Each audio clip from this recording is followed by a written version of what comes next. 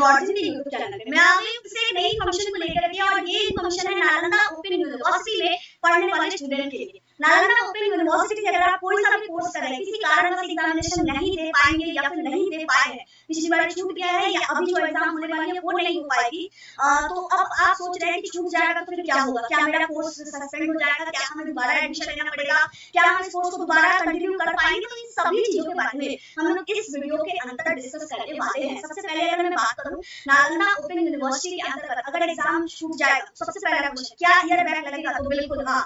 अगर आपका कोई भी एक पेपर छूट जाता है, एक पेपर छूटे या फिर सारा पेपर छूटे या फिर आप किसी एक प्रैक्टिकल, मतलब अगर कोई भी एक पेपर छूटता है या पूरा एग्जाम ही छूटता है तो आपका ईयर बैक लगता है, यानी आप एक साल पीछे चले जाते हैं। ठीक है, सबसे पहला क्वेश्चन आंसर तो मिल गया। अब सेकंड वन, अगर छूट जाएगा तो फिर उसको क्या करेंगे, कैसे क्लियर करेंगे, या फिर उस कोर्स को कंटिन्यू कैसे करेंगे, या फिर हमारा एडमिशन कैंसिल हो जाएगा।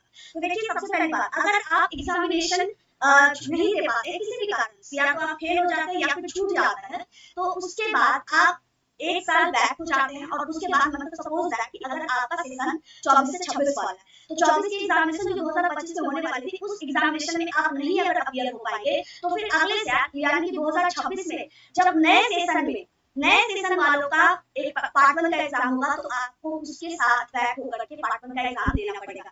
दैट मींस कि आप एक साल पीछे हो जाएंगे और फिर नया वाला जो एडमिशन होगा उसके साथ एडमिशन लेकर के आप आगे बढ़ेंगे। अब अगर थोड़ा सा थर्ड ईयर वाले कोर्स की बात करें, मान लीजिए कि आप सेकंड ईयर का एग्जाम छोड़ दिए, तो सेकंड ईयर का एग्जाम अगर आप छोड़ दिए तो आपके जो जूनियर वाले हैं, जब उनका सेकंड ईयर का एग्जाम होगा तो आप उसके साथ एग्जाम दीजिएगा।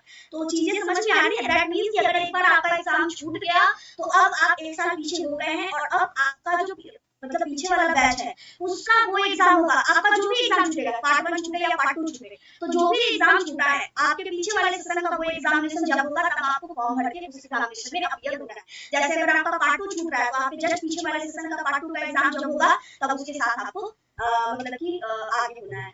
पीछे वाले नहीं, सॉरी, दैट मींस कि आपके जूनियर वाले सेशन, पीछे वाले तो सीनियर हो जाएंगे, आपके जूनियर वाले सेशन का जब उस वो वाला एग्जाम होगा उसके साथ आपको देना है। दैट मींस अगर मैं थोड़ा सा इलस्ट्रेट और कर दूं, ठीक है, जैसे अगर आपका पार्ट 2 का एग्जाम छूट गया है, आपका सेशन है 24 से 26, तो आपको एग्जामिनेशन 2025 से 27 वाले के पार्ट 2 के साथ देना पड़ेगा। तो आई होप की चीजें आपके सामने थोड़ी बहुत मैंने क्लियर कर दी है और आपको भी सब कुछ क्लियर हो गया है कि अगर आपका एग्जाम छूटेगा तो आपको क्या क्या लॉसेस हो सकते हैं। कुछ नहीं, बस एक साल का लॉस होगा और आप कोर्सेज कंटिन्यू कर सकते हैं।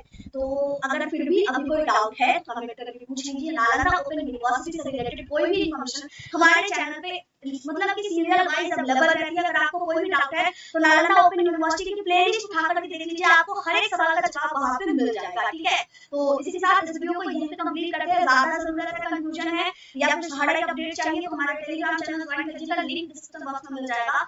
और मिलते हैं अगले वीडियो में अगले इन्फॉर्मेशन के साथ। जय भारत, जय बिहार।